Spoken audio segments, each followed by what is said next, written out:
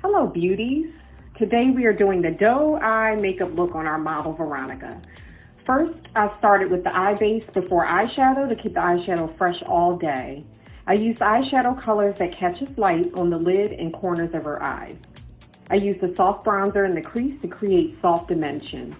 On the bottom line, I used a nude eyeliner on her waterline to open her eyes up and soft liner underneath. I prepped her skin with L'Oxygenate Mist for priming and locking in skincare. On top, I used Chantecaille SPF 45, which can be also used as a primer.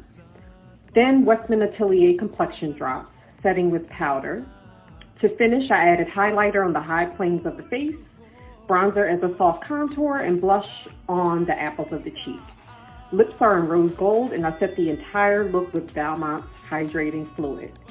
She looks fabulous.